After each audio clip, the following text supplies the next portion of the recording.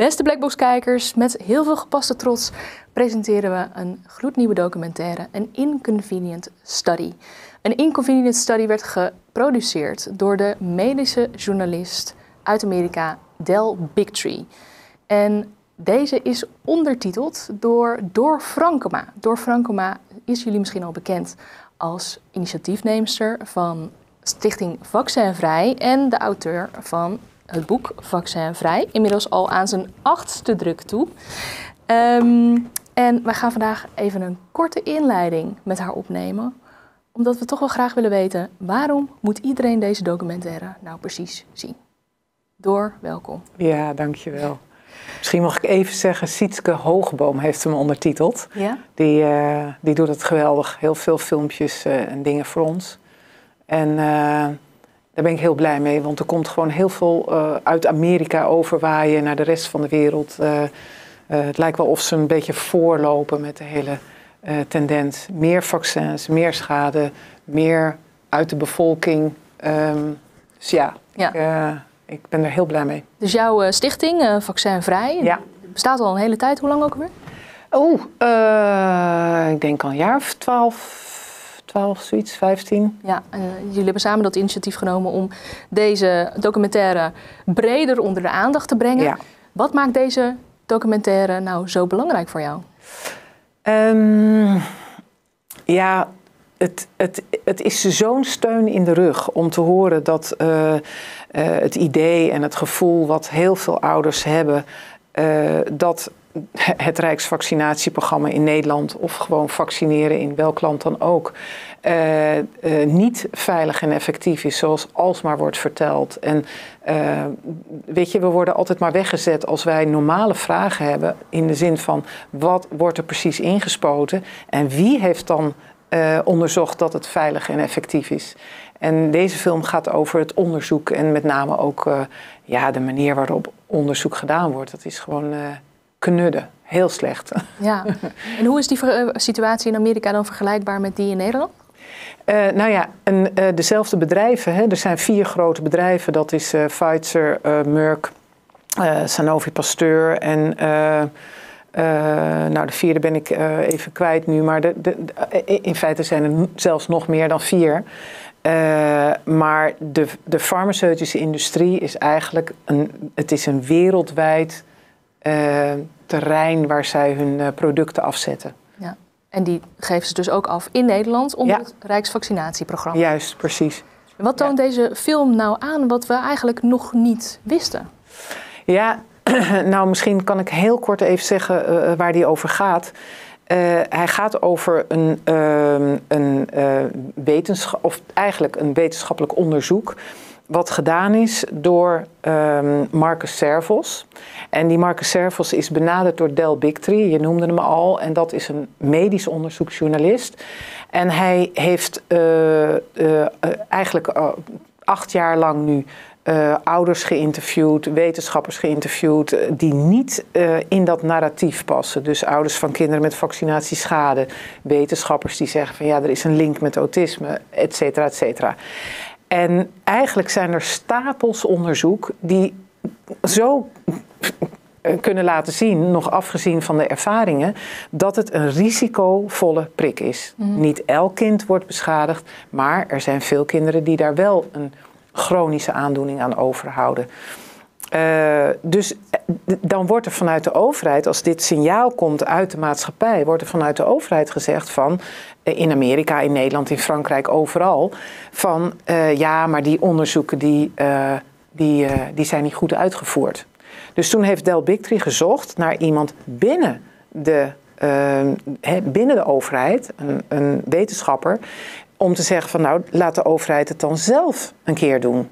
Want doen jullie het helemaal volgens de wetenschappelijke normen. En dan wel wat de uitkomst ook is, we publiceren hem. Mm.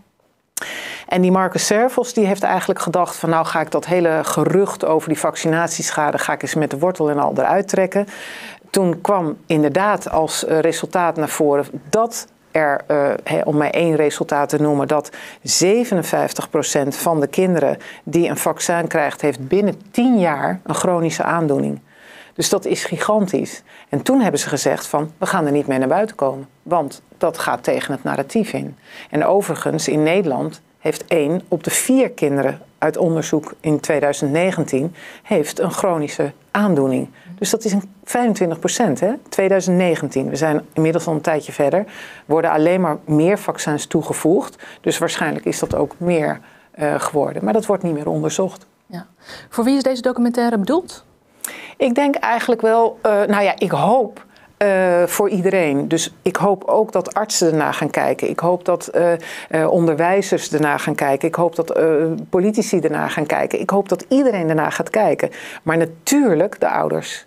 Omdat wij als ouders zijn we gewend te denken van, het komt vanuit de overheid, dus dat kunnen we vertrouwen. Nou, dat vertrouwen is schromelijk. Heeft de overheid zijn hand overspeeld met het hele coronaverhaal.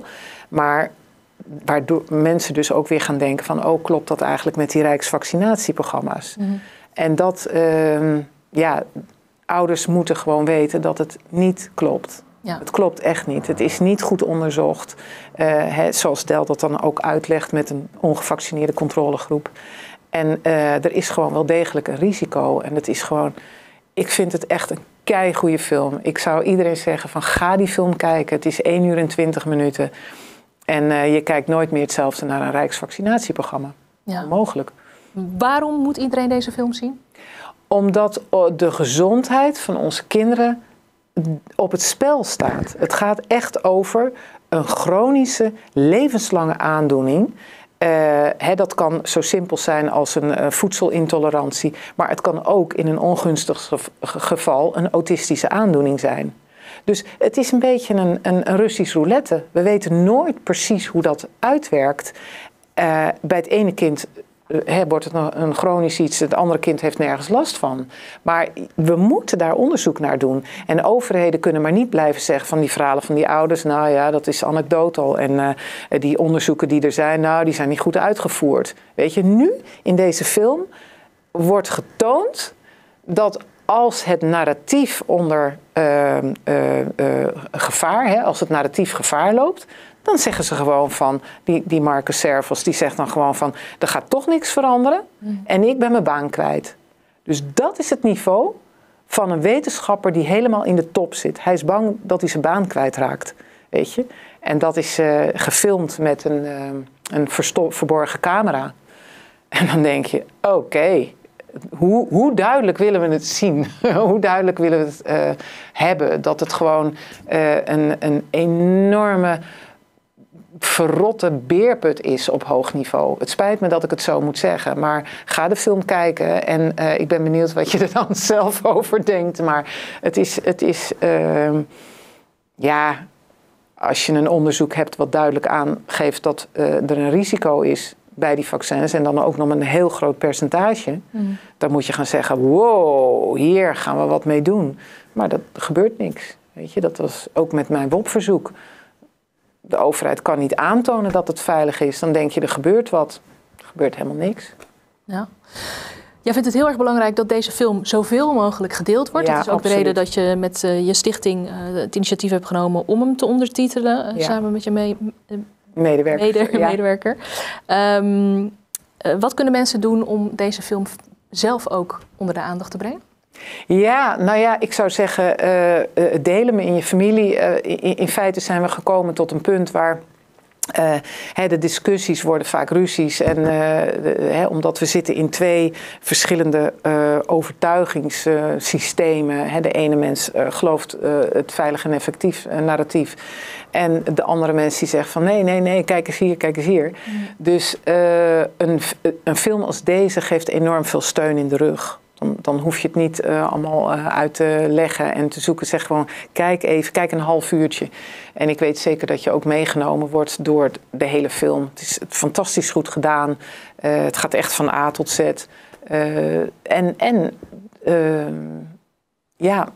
Helaas, we kunnen niet maar zomaar de overheid vertrouwen. We kunnen niet maar zomaar een arts vertrouwen. Helaas, de belangen zijn te groot. Ja.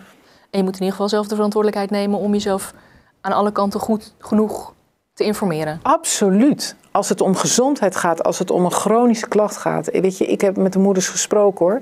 Die zeiden van, had ik het maar. En dat is hartverscheurend. Ja. Als het goed is, gaan mensen nu de documentaire kijken. Is er nog een laatste boodschap die je ze wil meegeven, Door? Gezondheid is ons grootste goed. Ja. Dus besef wat je inspuit. Want je spuit het in een seconde in. En het kan jaren aan detox of whatever, als het überhaupt mogelijk is, om het er weer uit te halen. Ja. Hartelijk dank voor je moed en je gepaste uitleg hierbij. Dank je wel, Door. Heel erg bedankt voor de gelegenheid om dit nog een keer te komen vertellen. Heel fijn dat jullie er ook aandacht aan besteden. Dank je wel. Graag gedaan. Heel veel plezier met An Inconvenient Study.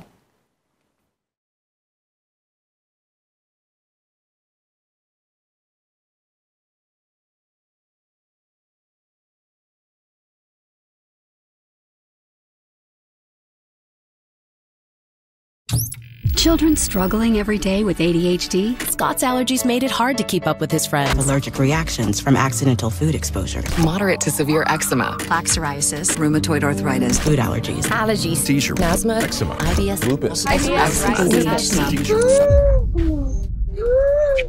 We are now the sickest country in the world.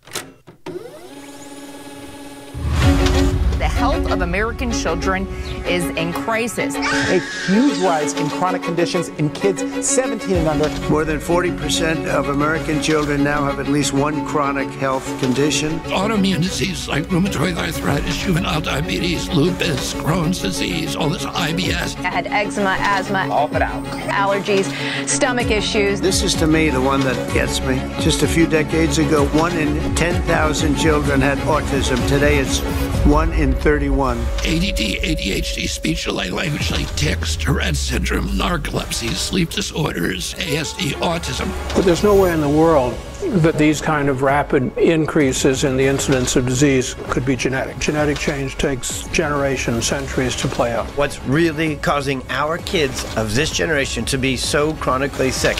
What the heck is happening?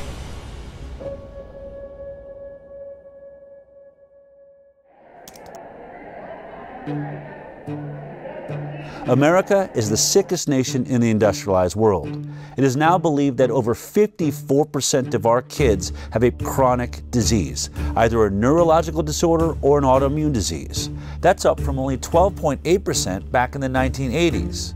In roughly 40 years, we have seen the greatest decline in human health ever recorded. What if I told you there is a study that could shed light on this chronic disease epidemic, but no major medical institution seemed willing to do it? What if I told you there was one scientist brave enough to conduct this study? How you doing, Mark? Good to see you. Hey, nice to see you. Absolutely.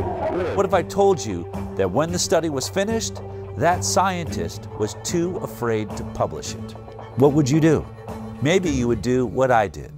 I got hidden cameras and recording equipment, and I went to ask him why. Thank you. You're very welcome. Cool. Have you all dined with us before? I want to show you a video. Okay. Curious of what your reaction to this is. Okay. Just hit play here. Yeah. Go ahead and press play there. What was the most shocking thing? Because I mean, I know what I've seen. No, I thought it was important. It's important information because of it did show a difference between the groups. We have some serious issues. No, I actually agree with that. If I can't get this study out, then what hope is there for every kid in the future? I don't want to say it's not the right thing to do. It's the right thing to do, but I just don't want to. I mean, obviously, really emotional. Sick. It's really sick. Publishing something like that, might as well retire. I'd be finished. So who was that guy? Zervo's probably going to lose his job over this.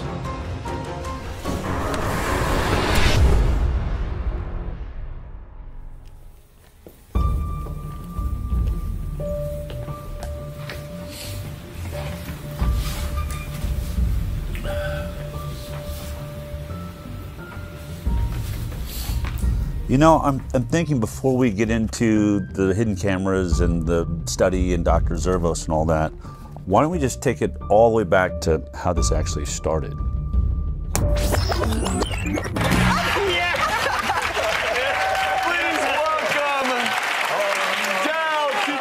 I've been a medical journalist for almost 20 years now. My first 10 years was at CBS, and the last 8 years or so I've had my internet news show called The High Wire.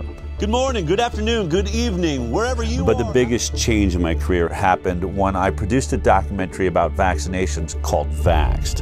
And at the center of that documentary was a whistleblower from the CDC named Dr. William Thompson.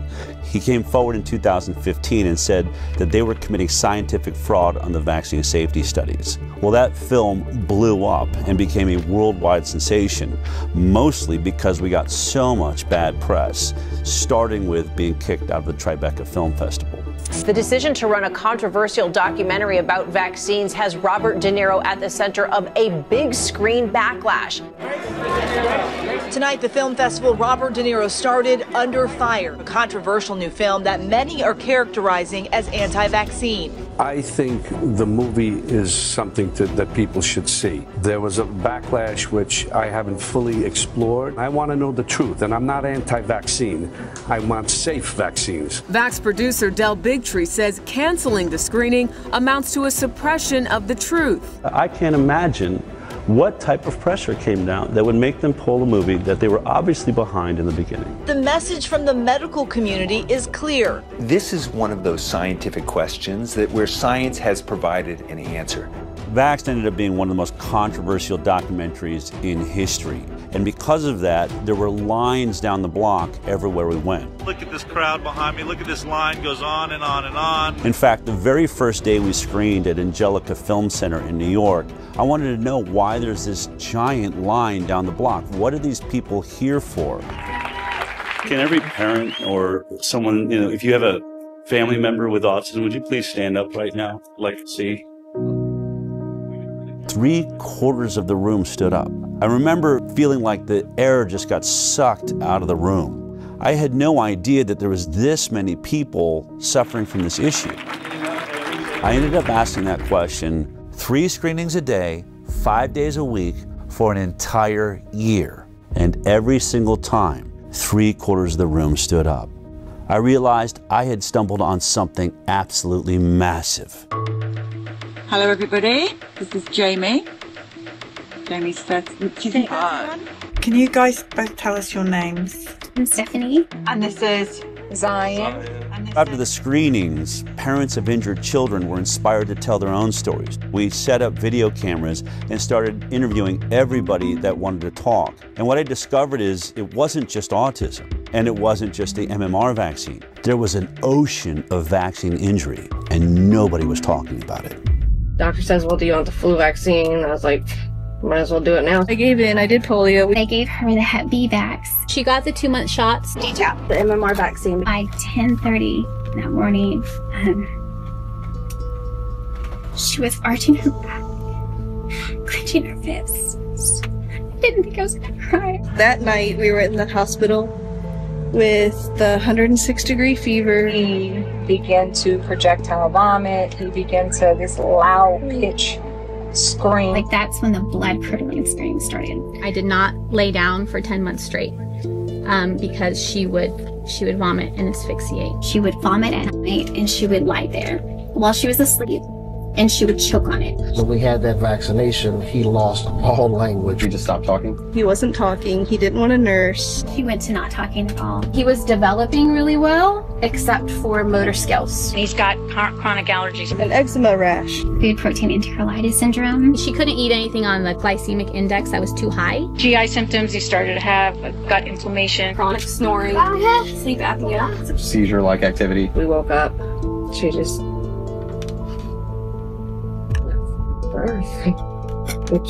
She died in your arms? Yeah. I continued to vaccinate her and make her worse and make her sicker. The guilt and it's so overwhelming. They killed my daughter.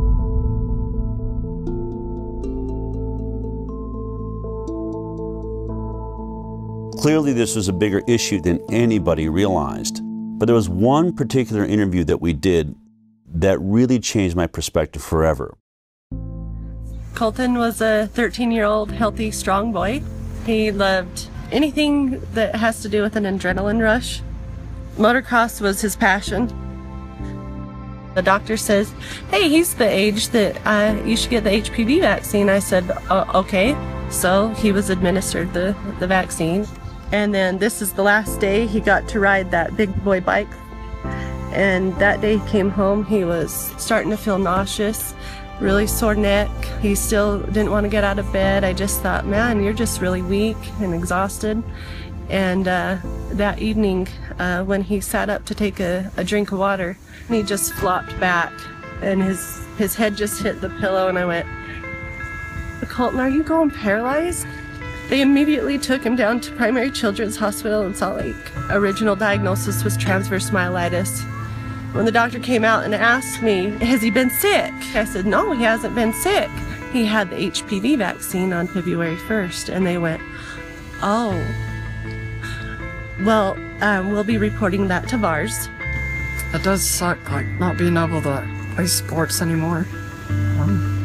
Now I have to sit on the sideline, just watch everybody. You gotta do your research, like, you can't just trust a doctor anymore.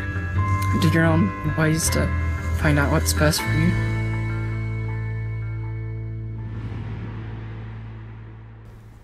Unfortunately, Colton ended up taking his life in 2018 because he believed he'd become too much of a burden on his family. But the thing I remember about standing there and watching that interview taking place, my co-producer Polly Tommy was doing the interview, was this box that was hanging on his side that was breathing for him. And it went through a tube that was going through a hole in his throat.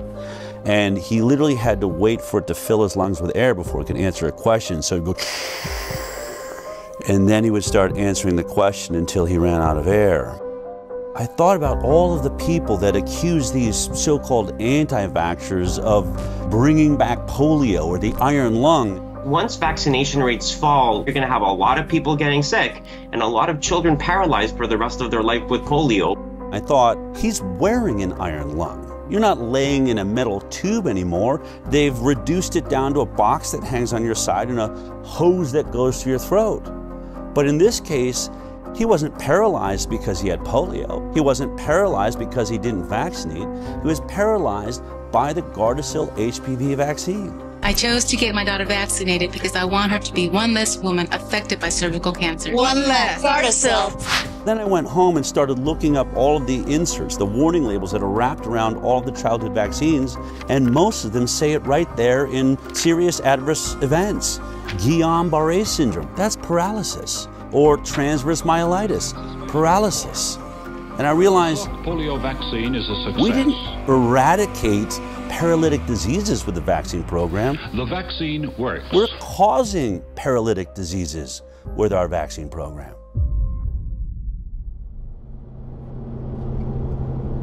So as we traveled the country, some parents would come up and say, I'm about to have a baby. I'm definitely not going to get the MMR vaccine because your movie shows that that one's dangerous. But what about the other 16 vaccines that are given in 72 doses by the time my child's 18? And I'd say, I only have anecdotal evidence from the thousands of interviews I've done that not a single childhood vaccine is safe.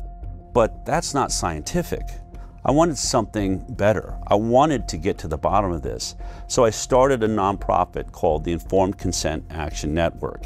Based on the Nuremberg Code's right to voluntary consent, the German Air Force, the ethical principle globally agreed upon in the wake of the Nazi doctors' horrifying human experiments, of inmates in concentration camps for experimental purposes, where it states the voluntary consent of the human subject is absolutely essential, and there should be no element of force, fraud, deceit, duress, or overreaching or other ulterior form of constraint or coercion.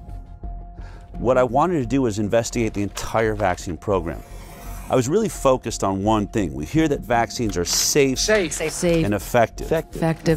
But before we even worry about if they're effective, how did we determine they're safe?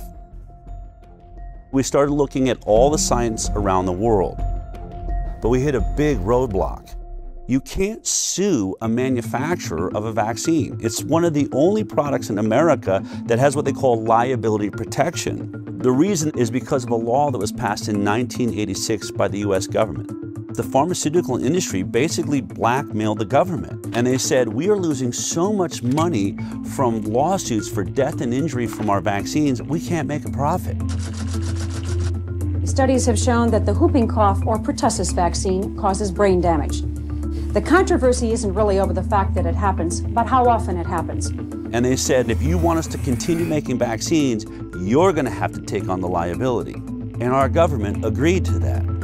If you want to sue or you want to get any information outside of what's publicly known, you're going to have to sue the government. And that's when I realized I need a constitutional attorney. And I found a guy named Aaron Siri. Mr. Siri, you're not a medical doctor, are you? No, sir.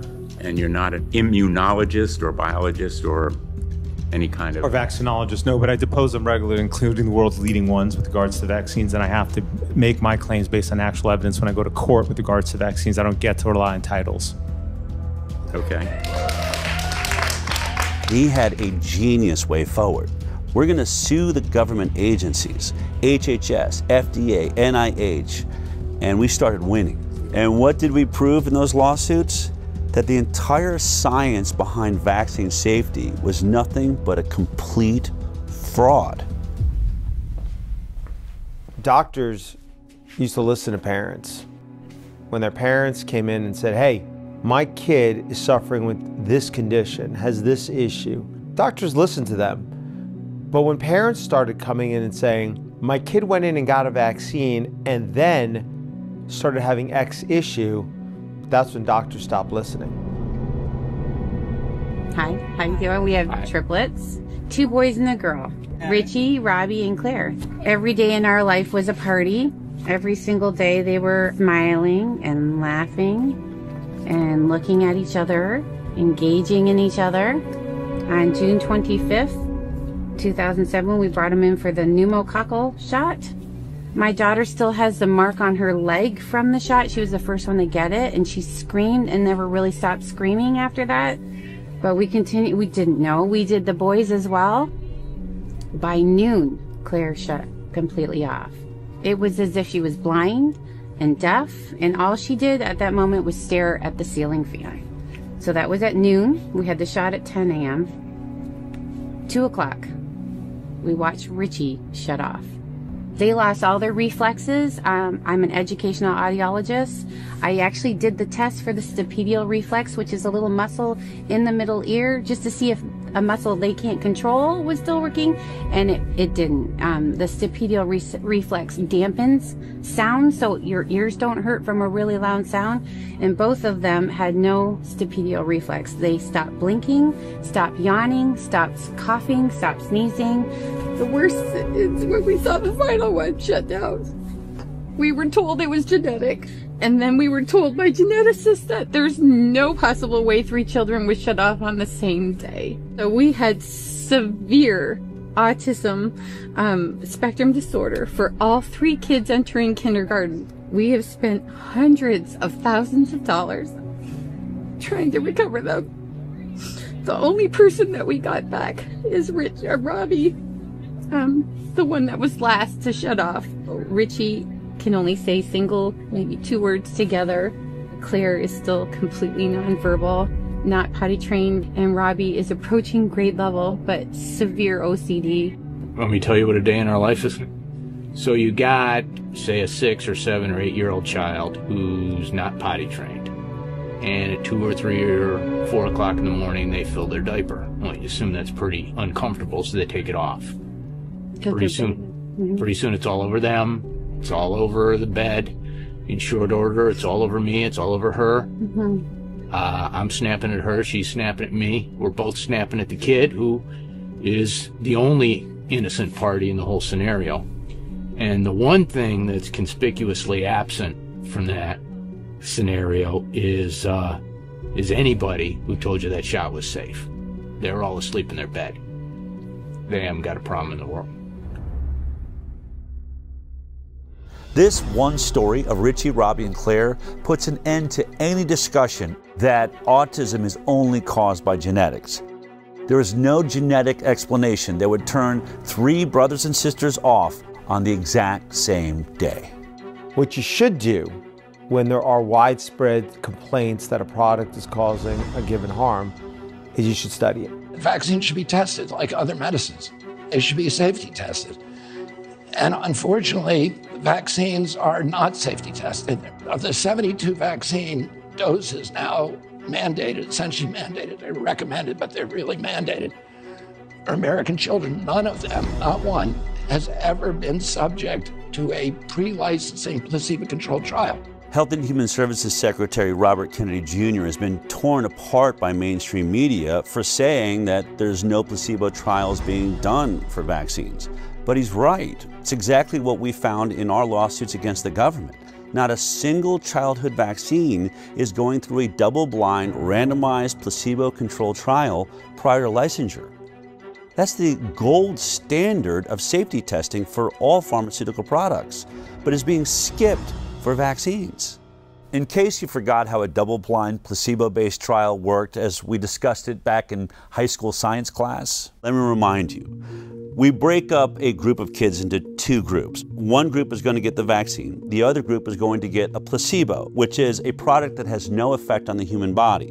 When it comes to an injectable like vaccines, that is a saline injection. Then it's called double-blinded because both the scientists and the patients are blinded from knowing which one they got. Did they get the vaccine or did they get the placebo? This is so that the scientists will not manipulate the study in favor of the pharmaceutical industry that will stand to make a lot of money if this vaccine proves to be safe. Then we track these 2 groups for 2 to 5 years, sometimes as long as 10 years for a lot of drugs. And at the end of that study, we unblind both the patient and the scientist. So we look at both groups, the vaccinated and the placebo group, and we compare their health outcomes. Who had more cancer? Who had more diabetes or ADD, ADHD or autism or Tourette's or lupus or multiple sclerosis? All of these things that are currently skyrocketing in the United States of America. And if, when you compare them, they both turn out the same, there's the same amount of issues in the vaccinated group as is in the placebo group, then you know it's safe. You've established what we call a safety baseline.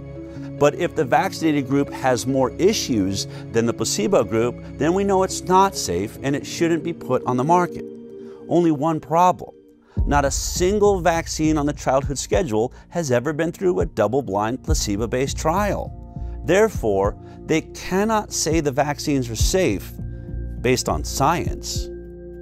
Are all vaccine trials placebo-controlled? No, and nor should they be. So, for example, when Prevnar 13, so Prevnar was a conjugate pneumococcal vaccine. The FDA has approved a new pneumococcal vaccine. It had to be tested in the phase 3 trial, and so the control group there was Prevnar 7 and had been shown to work. It will replace Prevnar, which was effective against 7 serotypes. You can't ask parents to put their children at risk of pneumococcal disease when there existed on the market at the time a vaccine to prevent that. And the World Health Organization has been very clear on this. That would have been considered an ethical trial. Dr. Paul Offit's one of the big proponents of vaccinations, probably because he's made a vaccine and made a killing off of it, the rotavirus vaccines on the childhood schedule. It doesn't matter whether I financially benefited or not. He likes to go around and say, well, we can't always do placebo trials, especially if there's already a vaccine that covers that disease.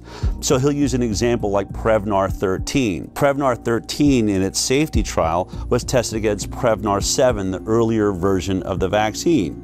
And he'll say you cannot test Prevnar 13 against a saline placebo because it would be unethical. You'd be denying children access to a vaccine that is already on the market, and that's not fair to them. But what he leaves out is that Prevnar 7 was never tested against a saline placebo, so we don't know if it's safe. So we're testing one product we don't know the safety profile on with another product we don't know the safety profile on, and this is how the entire vaccine schedule works. I like to call this the whiskey study. Let me explain. Let's say there's a group of people that are complaining that whiskey is making people drunk and they're crashing their cars and people are getting killed. Now, in order to test does whiskey cause car accidents, you would set up a double-blind placebo trial. One group, the test group, would get the 10 shots of whiskey. The other group, the placebo group, would get 10 shots of water. And then we'd have them both drive on a driving course and see who has more accidents. It's obvious. But in this case, the whiskey company is the one doing the study. And what they say is, oh, we're going to do a placebo-based trial, but our placebo-based trial is not going to be water, it'll be vodka, another product already on the market. And so 10 people get the whiskey shots and 10 people get the vodka shots, and they had them all drive, and guess what?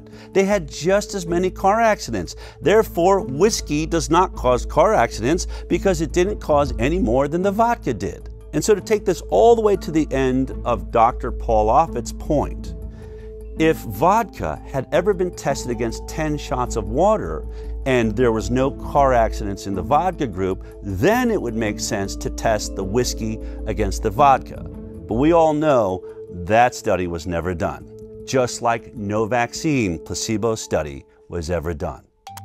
All you have to do is type in FDA licensed vaccines on your computer, and every vaccine that they give your child on the childhood schedule will appear there.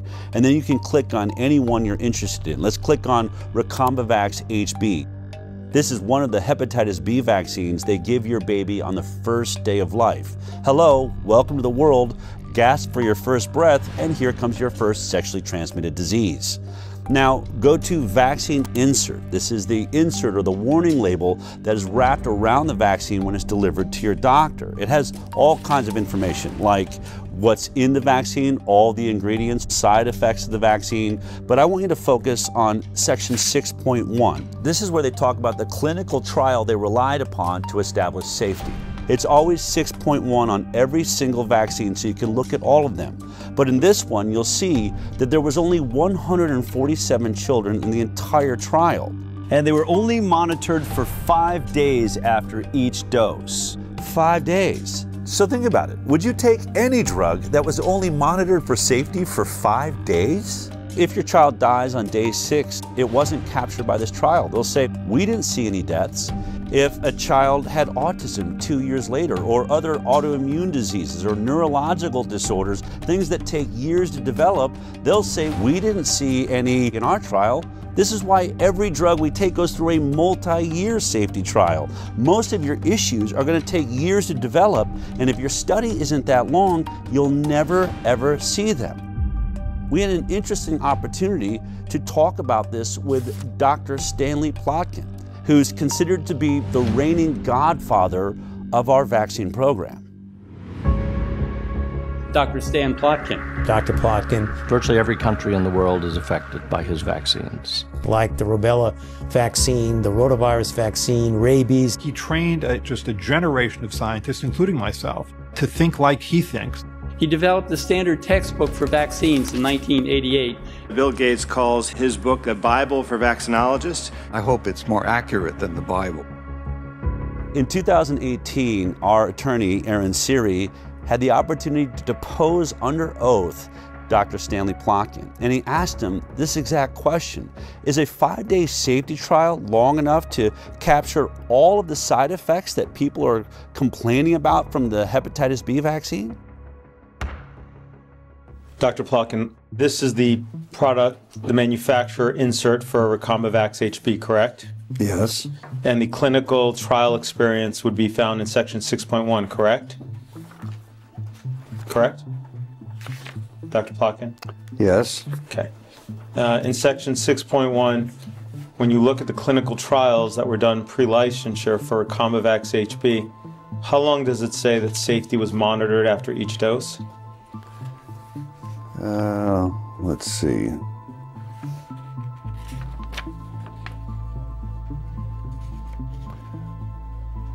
Uh, 5 days. Okay. Is 5 days long enough to detect an autoimmune issue that arises after 5 days? No.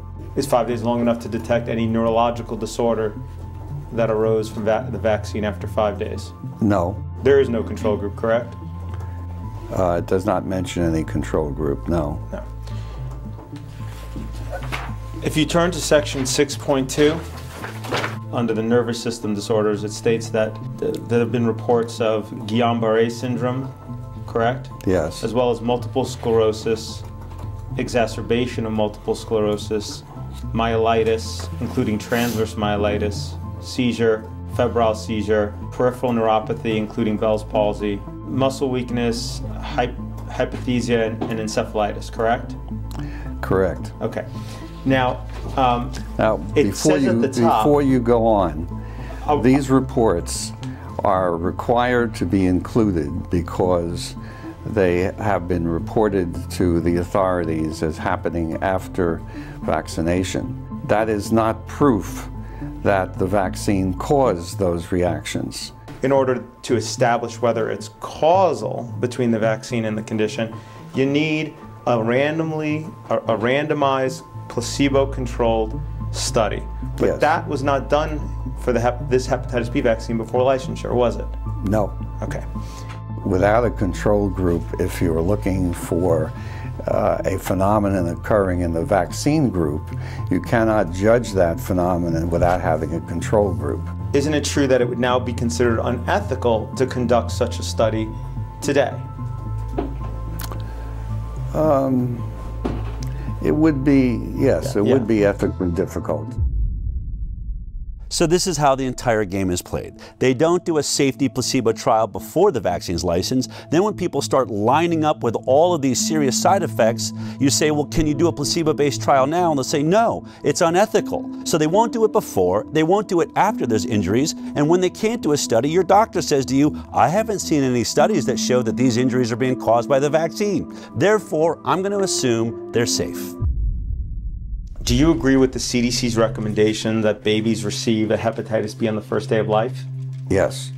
You stated that hepatitis B doesn't cause encephalitis, right? That's my opinion, yes. But the IOM, after doing its review, determined it couldn't find science to support a causal determination one way or another.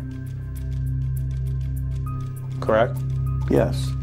But that means that they don't have evidence for the supposition. That it either causes or doesn't cause. Right. They don't know. They don't know because there aren't enough data. In the absence of data, my conclusion is that there's no proof that causation exists. So if there's no data to show that it causes or it doesn't cause, yes. Your supposition, is that I understand correctly? Yes. Is that it doesn't cause it? That there's no proof that it does. Okay, that's different than saying it doesn't cause it, correct? Correct. So let's be clear, vaccine safety is not based on science and data, it's based on an assumption of safety. And that is the stalemate we find ourselves in. But there's one way out of it. Instead of doing a placebo-based study, you can do a retrospective study looking at people that have already made their choice, whether they're going to vaccinate or not.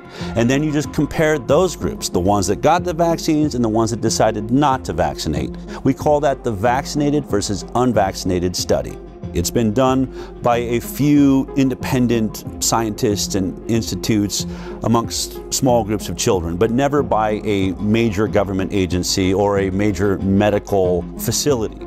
The reason this study is important, I think, is illustrated by a study that was done in Guinea-Bissau, Africa, by a man named Dr. Peter Abe. He's one of the lead experts, he's pro-vaccine, and he develops vaccine programs for the third world. He had a DTP vaccine program he'd run 30 years ago in Guinea-Bissau, Africa, and recognized 30 years later, you know what, only half the children in the country got that vaccine and the other half didn't. I could do a perfect comparative study between the vaccinated and the unvaccinated. And when he did that study, the results blew his mind. This is about vaccines, and I think it's important to recognize that no routine vaccine was tested for overall effect on mortality in randomized trials before being introduced. I guess most of you think that we know what our vaccines are doing. We don't. The program we are talking about at the time, the vaccine program, was introduced sort of in the late 70s, after the success with the eradication of smallpox, WHO made sort of the first immunization program for the low-income countries. What you comes out here, you had 2.3 times higher mortality if you are DTP vaccinated. And that is the most commonly used vaccine in the world. So the whooping cough vaccine or pertussis vaccine was associated with twofold higher mortality. You can have a vaccine which is fully protective against a specific disease, but associated with higher mortality. How is that possible? After looking at this study, it was clear that the vaccine did protect against the diseases they were vaccinated for. The kids didn't die of diphtheria, tetanus, and pertussis.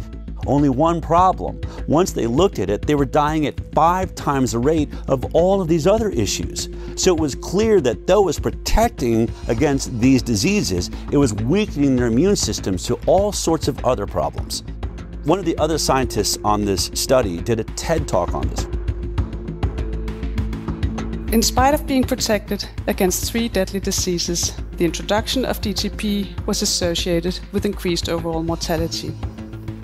Children who received DTP vaccine had 5 times higher risk of dying than those who didn't. And this is just one example of many studies now done of DTP vaccine, and they all show the same. DTP vaccinated children have higher mortality than those who didn't get DTP. So it appears that DTP vaccine has negative non-specific effects.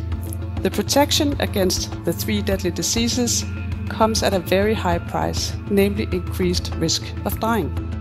So, with the best of intentions, the use of DTP vaccine may kill more children than it saves. I know these results are extremely uncomfortable, and most people, including myself, just wish they weren't true. But this is what the data tells us. That was just a study of one vaccine in a group of children. What if you studied children that were receiving not one vaccine, but between 72 and 100 vaccines by the time they're 18? Of course, I'm talking about the most vaccinated nation in the world, the United States of America. Our federal health authorities actually paid the Institute of Medicine to look at the safety of the vaccine schedule as a whole. And the Institute of Medicine, after conducting that review, came back with a report in 2013. The report said no studies have compared the differences in health outcomes between entirely unimmunized populations of children and fully immunized children. It's the CDC's responsibility to do those studies, and they've been ordered again and again and again to do them, and they have refused. But the Institute of Medicine has looked at the vaccine schedule and said in their 2011 report, there are over 150 injuries that are likely to be associated with vaccines that have never been studied. Well, what did the CDC do after the Institute of Medicine issued that report? Instead of doing the study, they ended up doing a study on how to do a vax versus unvax study. It went and it paid a whole lot of money to issue a white paper on how to conduct that study comparing vaccinated versus unvaccinated kids. That white paper came out in 2015. Now, here we are in 2025, 10 years later. They've still never published that study. Now, have they never done the study? I can't tell you. This is information that vaccine safety advocates want and have been asking for a long time, and I'm not sure why it hasn't been done. This simple study would shut up every anti-vaxxer forever. I have to believe that they have done this study every way they possibly can, and they can't seem to figure out how to make it look like the vaccinated are healthier. But that's just my opinion, based on several other studies I've seen that did compare vaccinated to unvaccinated, but mainstream medicine says, well, the cohort was too small, or they poke holes in it saying it wasn't done by a major medical institution. So if we're ever going to get a vax versus unvaccinated study that people believe in, it's going to have to be done by highly credited scientists at a major medical institution who has a database big enough to do a thorough, robust investigation comparing the vaccinated to the unvaccinated. As fate would have it, Dell met the head of infectious disease at Henry Ford Health System, Marcus Servos.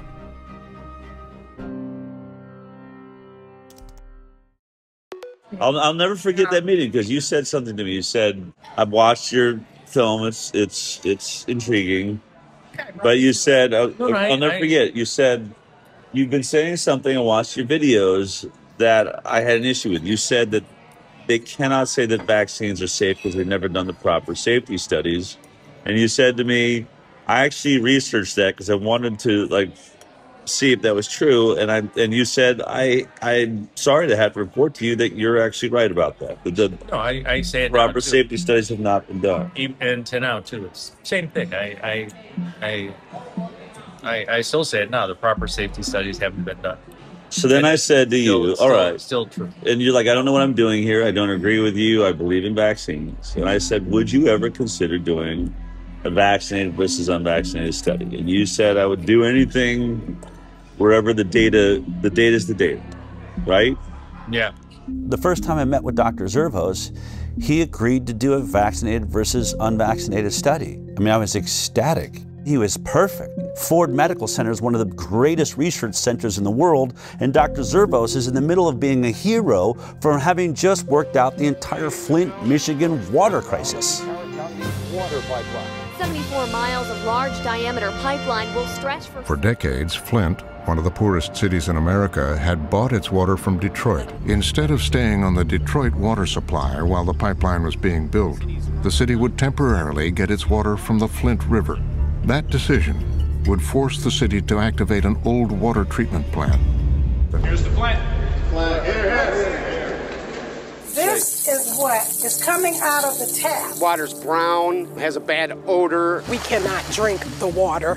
They soon became a breeding ground for Legionella, and people were getting sick. The oxygen, you're on that all the time, or do you ever get to take it? I want it all the time. Yeah. Her doctor, Marcus Zervos, had been treating a chronic skin infection that her weakened immune system couldn't control. They are doing a lot better. I'm ecstatic. You know, if I can get them healed over a little bit more, I'm going to get you an appointment with those transplant doctors. There'd been 90 confirmed cases in the year and a half following the water switch. 12 people had died. Sean McElmurray had pulled together a team of 23 scientists and experts from around the state. The team says the state wouldn't authorize them to start the search for the source of the outbreak. Dr. Zervos was the infectious disease expert, and he was worried about the delay. It was critical to start right away because by June we expected to see more cases of Legionnaire's disease and there would be more deaths, which is what we expressed in a meeting that included top leadership at MDHHS. I remember my colleague telling him that if he didn't do that, people could die. Unfortunately, Nick Lyon's response was that, well, they have to die of something. I mean, you're just in shock as a result of him saying that, the director of the health department. Dr. Zervos seemed perfect. He'd stood up against the entire health system in Michigan, so I figured he'd probably be brave enough to do this study. But then a couple of years went by and still no study. I called Aaron and said, why don't we go see if we can't convince him to finally do this study? I flew down to Michigan and we went to meet Dr. Zervos in person. We said, look, here's your opportunity. The results should be directly in line with the orthodoxy. The vaccinated kids should be healthy across the board. He could be hailed a hero for finally shutting up the anti-vaxxers. He said he's willing to do it. The study was going to use the data they literally already have in their fingertips. The data of millions of people who are already in the Henry Ford Health System database, including hundreds, maybe thousands of completely unvaccinated children, as well as obviously children who are vaccinated. What that would allow is taking that multi-million person database, segregating out the children who had been in the Henry Ford system from birth continuously for a few years. Because it's a captive HMO environment, meaning it provides the insurance and it provides the medical care, it has most of the health records for these kids, including if they go out of the Henry Ford medical system, Henry Ford, as the insurer, was still paying for it. So they have the health codes for all the medical services that these kids got. So if you segregated out those kids, now you have a cohort of children from birth for at least a few years where you knew everything about them. I previously was a program director at Henry Ford Hospital, so I know it well. It's one of the best integrated health systems to do research. Henry Ford receives over $90 million in annual research funding, with nearly 700 residents and fellows in 53 ACGME accredited training programs. I think Henry Ford, like other institutions, has a bias towards the goodness of vaccines. You can't miss it. It's a full-page letter here from Henry Ford with 56 signatures saying in bold letters, the science is clear, vaccines save lives. If the results came back demonstrating that the battery of vaccines was associated with chronic diseases and that unvaccinated appeared healthier over time, such a result would be particularly convincing. I'm for vaccines. I'm not, I'm obviously for vaccines, but I think it's the best way of controlling infectious diseases, which are deadly. I'm for mandatory vaccination. Henry Ford is mandatory vaccination because of me. Henry Ford is one of about 90 healthcare systems across the United States that are working to enroll a total of 30,000 volunteers in the Moderna COV vaccine study as quickly as possible. This is the worst pandemic of the last 100 years, and our best hope of dealing with this is by having an effective vaccine. Henry Ford is requiring all 33,000 staff members to be fully vaccinated by September 10th, 2021. The health system says this is consistent with its existing vaccination policy, which includes team members get the flu shot every year and stay current with other vaccinations. It appeared to me that Henry Ford was pro-vaccine, not anti-vaccine. So I had to assume the only reason they would do this study was to prove us wrong. Dell and I thought that was an excellent opportunity. They can do the comparison and presumably they could get it published. We only had one request. The ask was, whatever the outcome, you publish it. Would he stick to that if the results show that unvaccinated kids are healthier? And when he realized that if he submitted that for publication, he's going to face the wrath of his entire profession, didn't know. This was our greatest fear. I mean, vaccines are the holy grail of modern medicine, and anyone that decides to challenge vaccines in any way are essentially considered heretics. Vaccines are safe. Vaccines are safe and effective. Vaccines are safe and highly effective. Safe and effective. Safe and they're highly effective. Vaccines are one of humanity's most incredible accomplishments, and they've saved millions of lives. Childhood vaccines have prevented about 4 million deaths around the world every year. The overwhelming majority of pediatricians in this country strongly support vaccinations. Missing her vaccination dates. We're not vaccinating. The schedule as it's currently recommended is well tested. We've studied them in so many millions of children. Billions of people. Decades of extensive peer-reviewed scientific studies. Centuries of science. The science is pretty settled. Settled for many years now. This idea that we're taking too many vaccines, there's really no science to back that up. The scientific community publishes paper after paper after paper. There is nothing to see. There's nothing to see. I will not stand here and let conspiracy theories distract from real solutions.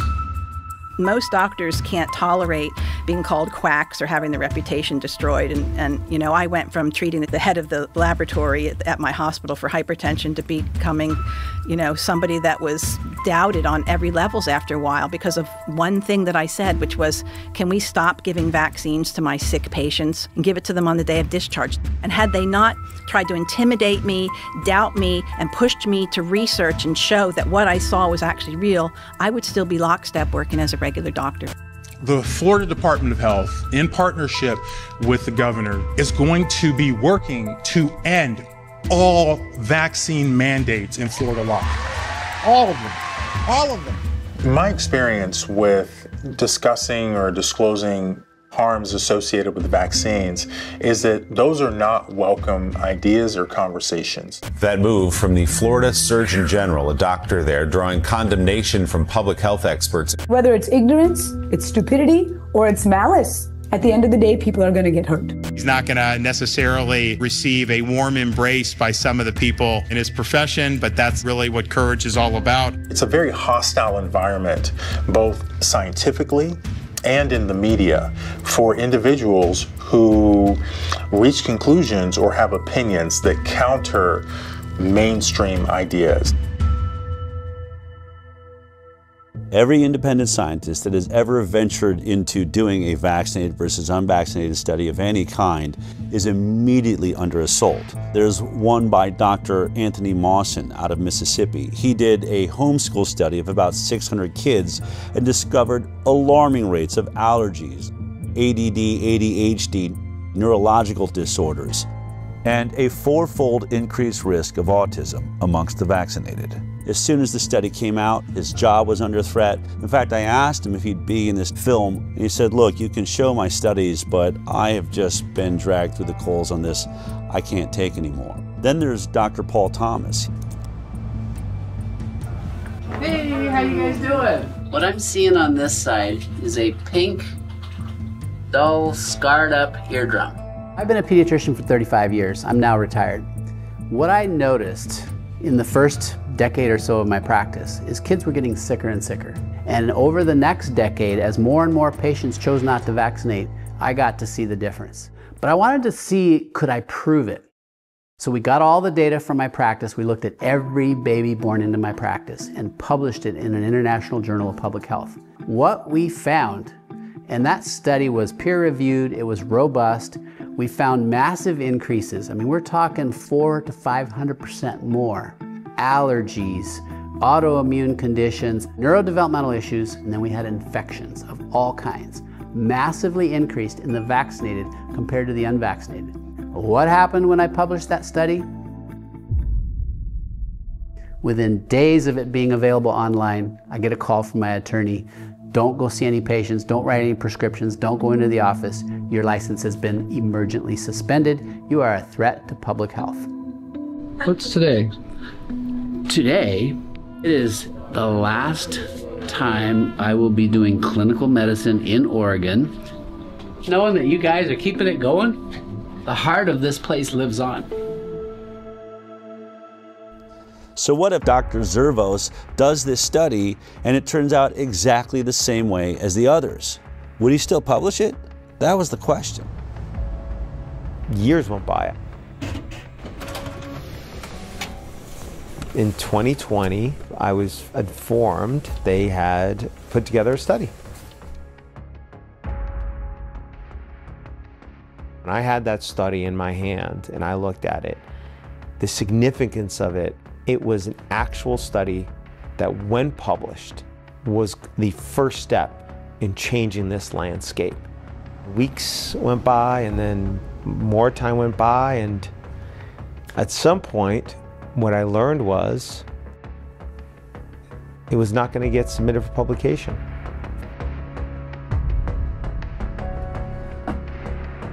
Aaron called me and said they finished the study.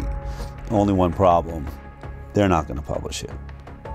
I mean, it was everything we were afraid of. I called Dr. Zervos and I said, can I fly out and meet you for dinner? And he agreed.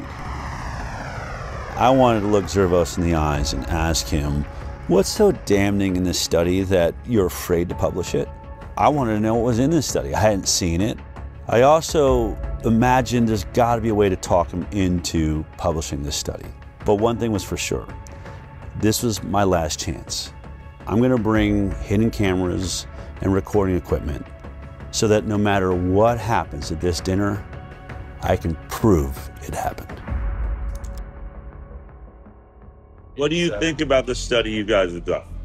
It's important information because of, it did show a difference between the groups. I don't know how to.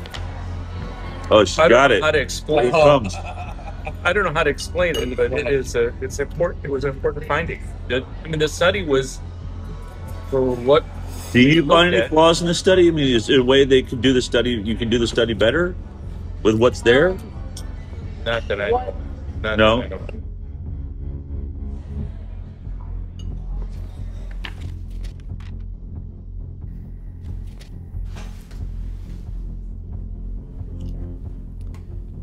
Impact of childhood vaccination on short and long-term chronic health outcomes in children, a birth cohort study.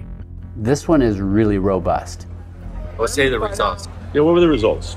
The CDC put out a white paper on how you would look at vaccinated versus unvaccinated, and we followed it to a T.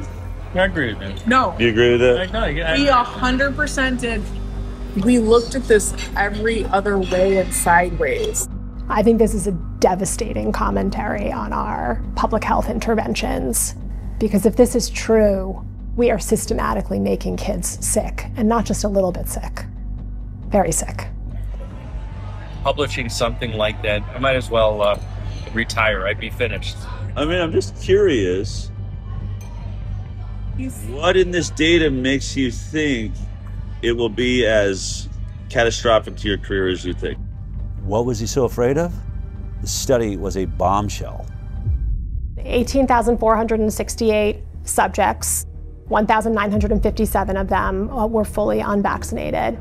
When comparing the health outcomes of the vaccinated versus the unvaccinated, they found an increased risk in the vaccinated of several chronic health conditions.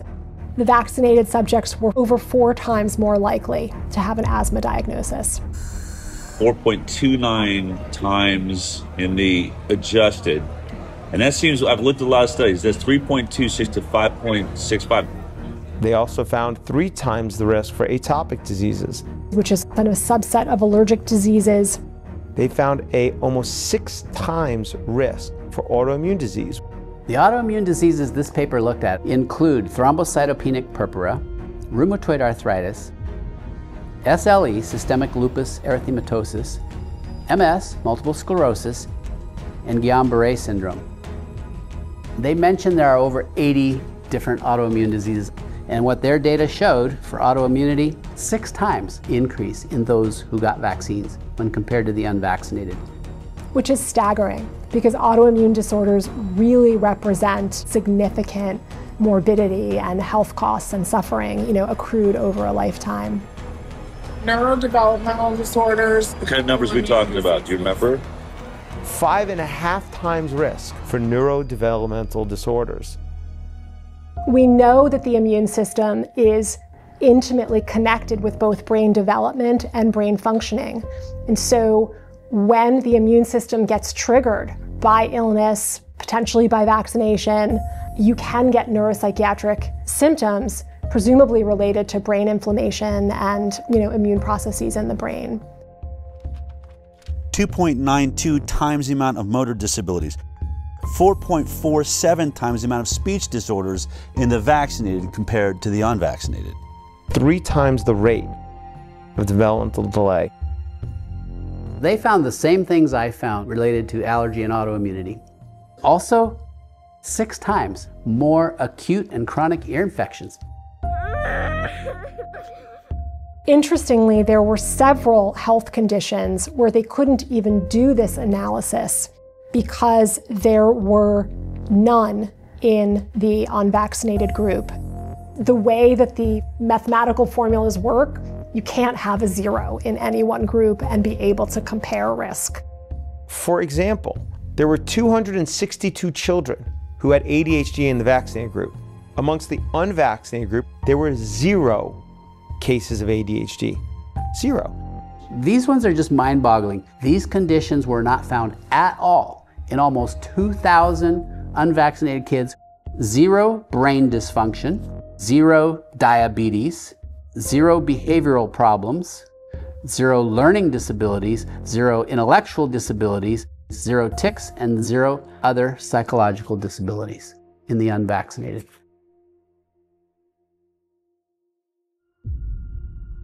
I'm going to read the conclusion here. Despite this, and in contrast to our expectations, again, the author's expectations was they'd conduct the study and probably find vaccinated people a whole lot healthier than the unvaccinated, right? This is what we found. We found that exposure to vaccination was independently associated with an overall 2.5-fold increase in the likelihood of developing a chronic health condition when compared to children unexposed to vaccination. Any vaccine, even just one, compared to none, had 2.5 times more likely to have a chronic health condition. There were no chronic health conditions associated with an increased risk in the unexposed group. None. What does this graph mean? Explain that to me. So it's no vaccines versus vaccines. That's basically your likelihood of not having a chronic health condition. They did something called time to event analysis. At 10 years, the likelihood of being free from a chronic illness was only 43% in the vaccinated group versus 83% in the unvaccinated group. It's a big difference. So if you're unvaccinated, you stay up here above the, like was it 80% of you are going to be perfectly healthy, whereas you're dropping below the 50 percentile, which is exactly what I've been stating. I've been saying 54% of America's children have a chronic illness now. It's right there. And that's basically what that's showing. 10 years follow-up, 57% of the vaccinated had a chronic health condition in just 10 years. That should shock everyone. Let's remember, the entire conversation of the moment in America is the fact that 54% of our children are chronically ill. And here we are looking at the study, and it's almost exactly those numbers. 57% of the vaccinated are chronically ill, whereas only 17% of the unvaccinated. I think because I have an interest in vaccines and I understand off-target, non-specific effects, I was sad, but I wasn't surprised. I can tell you that these data are consistent with my greatest concerns regarding the childhood vaccination schedule. That despite the good intentions of the field of vaccinology, that is backfiring on us. In virtually every single chronic health category, the vaccinated are doing far worse. But there is one issue. It's the one that I have been talking about for years and puts me into the middle of this entire investigation, and that is autism. And in this study, it appears that there was no statistical significance with the vaccine-autism connection. And I wanted to know why. Yet autism is neutral. Does that mean we're wrong about autism, Mark? No. No? No. It's there are a lot of variables involved, and it's hard to control for. When you don't have a lot of instances, as occurred here with autism, where you only have 23 instances of autism in the vaccinated group and 1 instance of autism in the unvaccinated group, that wasn't enough instances to actually be able to determine whether or not there is a statistically significant increased rate of autism. So even though the study shows all sorts of neurodevelopmental disorders, when it comes to autism, there weren't enough children diagnosed with autism in this group to answer that question. That is why studies like this need to be replicated at even larger scales. The fact is there's a signal, and the signal is unvaccinated kids healthy. That should be a very important positive study. Yes. The converse of this is kids that are vaccinated, it doesn't look so good, particularly for the neuropsychiatric disorders. Looking at the measure of association, I'm an epidemiologist, I live in this, neutral is 1. Neutral means no association is 1. If it's 2, it means there's a 2-fold risk. When we're doing non-randomized data, especially from corporate data stores, what have you, we have a higher threshold. And a good threshold to remember is 4. If there's a 4-fold increased risk in a data set, if we were to go do this somewhere else, almost certainly we would find an association when this is telling us that the risk relationship is greater than 4. I was sitting at that dinner reading this study for the first time and thinking, oh my God, the world needs to see this study. But the more I pressed Dr. Zervos to publish it, the more excuses he had. I think it's a good study, but it does have limitations to it. The argument against it is going to be that it's same thing, retrospective, it's not a controlled group, there's no control group, that there's other factors involved. It's a heterogeneous group of conditions. The perfect example was hydroxychloroquine. Did I happen to mention that not only was Dr. Zervos at the center of the Flint, Michigan water crisis, he was also at the center of the hydroxychloroquine study that was done by Ford and showed a 50% reduction in death for those that received hydroxychloroquine. And for that, he got attacked by Tony Fauci and virtually everybody in mainstream media and the medical world. The Henry Ford Hospital study that was published was a non-controlled retrospective cohort study. So that study is a flawed study. In the PR at Henry Ford, they put a gag order on me. I couldn't talk about anything. And they said to me, Mark, so what? So you go on CNN. Which they would be happy. They'd be thrilled to have you on CNN. And, and you say what you feel. But they're just going to twist what you say anyway and make you look bad anyway. So what good is it going to do? So I should still be able to defend myself and and say what the inaccuracies are. So I'm thinking to myself, maybe the Henry Ford PR was right, is that it's just going to get twisted around anyway, make you look bad, and you get fired. So what good does it do? So what's going to happen with this one is the same thing, is that somebody's going to come back and they're going to say, the study is flawed, as opposed to looking at it in the way that it should be looked at. How about looking at this as important scientific information that can inform how the proper study should be done? It won't be taken like that. And then I can say, why? Because there's a political agenda to it. I get it has its issues. Any retrospective study is always going to have the same problems, right? So you always have the same attacks upon it. There are limitations to retrospective studies. That's the reason why we like to do randomized clinical trials when we can, because they don't have the same limitations. The major one that you have to worry about with retrospective studies is things that are different between the groups that you're comparing that you're unable to account for. If you want a flawless study, do a placebo-controlled trial. Any retrospective study is going to have flaws in it. But in this study, they made a point to address many of the flaws that they found themselves. If someone were critical of the study, I think issues that a researcher might raise would be things like the different lengths of follow-up for the groups between the children who received no vaccines and the children who received vaccines. The authors actually did do a sensitivity analysis where they limited the analysis to children who had at least a certain amount of follow-up. When they limited the follow-up time for both the vaccinated and the unvaccinated to 1 year, it's still 2.75 times higher rate of chronic disease in the vaccinated. And when they limited it to 3 years, it's 3.38 times the rate of chronic disease in the vaccinated. And when they limit it to 5 years, it's 4 times greater. So no matter what they did to limit the follow-up time, the results of the study didn't change. The results indicate that the different follow-up period really did not have a substantial effect on the research question that they were probing. Another concern is that there are just big differences in how likely the children who received no vaccines were to seek health care compared to the children who received vaccines. So in other words, could the differences we're finding in the study just be due to the fact that these kids were being seen less often and so they're getting fewer diagnoses?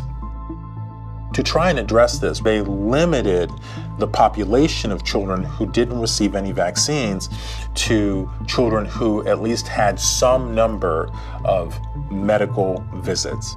And even in that sensitivity analysis, the main findings persisted. In this study, they adjusted for confounders. Confounders can be age, socioeconomic status, gender, racial, ethnic groups, and used a technique called Cox proportional hazards, which means holding all of the factors equal, what's the relationship between the factor of interest and the outcome? Even after they were adjusted for, the effect of these characteristics was actually pretty small. I actually expected that those adjustments would have a really powerful effect, but they actually didn't. And when you do a lot of sensitivity analysis and what you're seeing doesn't change much, that can be reassuring. The authors did a good job with the information that they had. I have seen studies on vaccines published in good journals that are much weaker in quality. Is what your study shows, is it important? Yeah, it is important. You know who you should send it to? Well, to what I told you a while ago. Because I'm just not going to do. I'm not going to do it because I don't want to end up like Diddy or. I don't want to suffer what McCullough did. But I give him credit for taking it. Standing up for it. But I'm just not going to do it. I'm not going to do it. In any other climate, in a regular climate, you would have put this study out just as it is, right? If we weren't in this world of censorship, I'd put it out just how it is. You would. I put it out just how it is. Yeah. I'd like to just finish out my work, doing international work. Part of my reluctance to do anything is that nothing is going to come out of it other than me losing my job, which I'd rather not see happen. I'm open to. We're here because I fully respect you, and I recognize the danger of. I said to you, if you do this study, I'm going to repeat it because I'm going to remember. I said, if you do the study, you're going to come under fire. You said, I don't care about that. I'm all about the data, and I'm about to retire anyway. That's literally what you said. Yeah. So your energy has definitely changed on that. But energy's changing. Let me put it this way.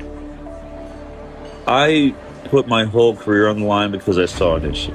Because what? I saw an issue that is affecting the children of America and the world. We have a serious growing problem of autoimmune disease, chronic illness. I'm not saying that vaccines are the only cause, but I'm saying this program needs some serious work. We had much better health when we were getting 10, 20 vaccines. At 54 shots with 72 doses, it is clear we are not making our children healthier. They're going the wrong direction. If there's a way to do this program better, which I believe, I've never said I'm trying to eradicate vaccines from the planet, but we are at an autism rate now of, 1 in 26, 28? We have some serious issues.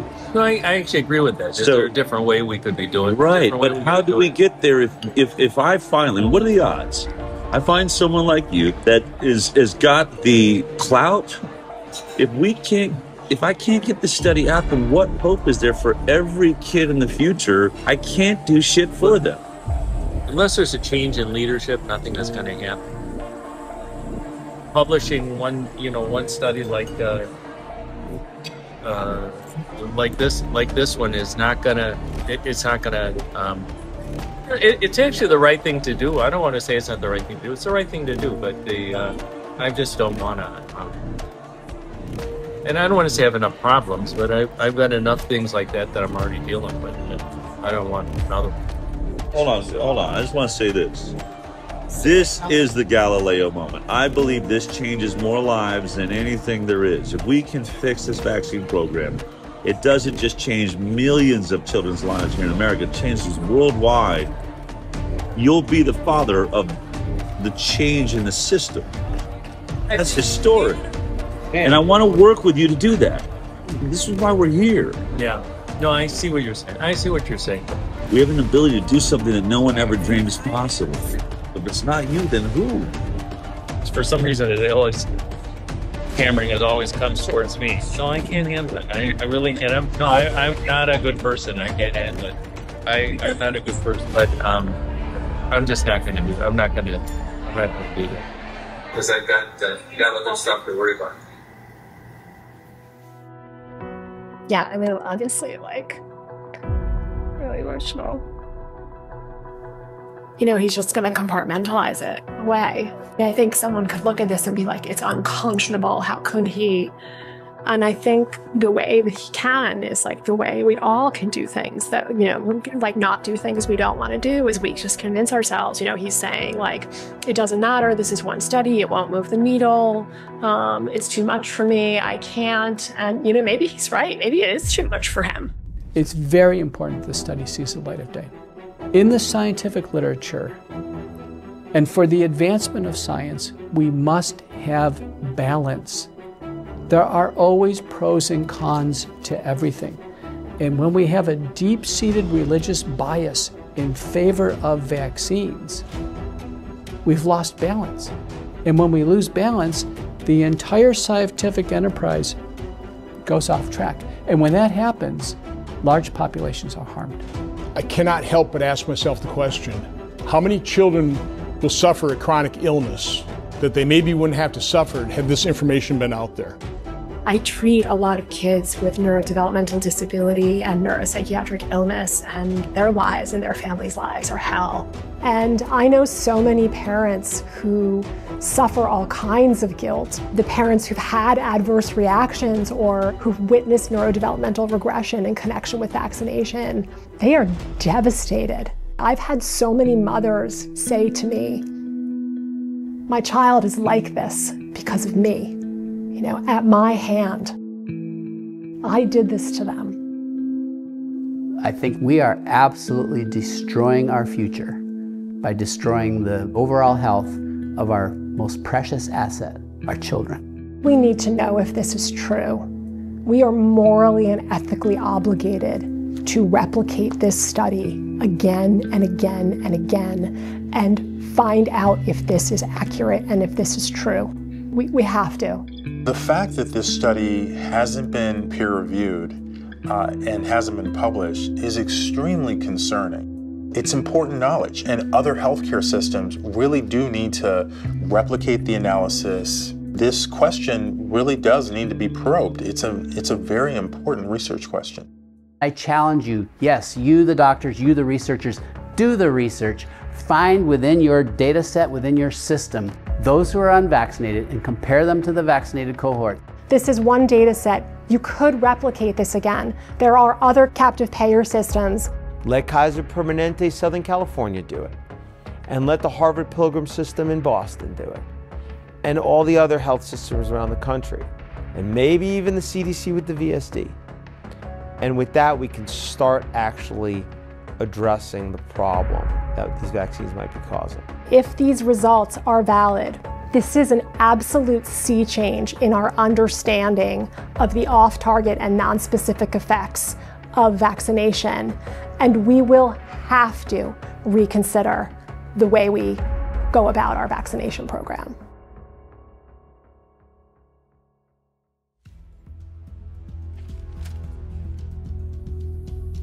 This is a cease and desist letter we received from the attorneys for Henry Ford Health. This letter leads me to believe that they really don't want us to release this film.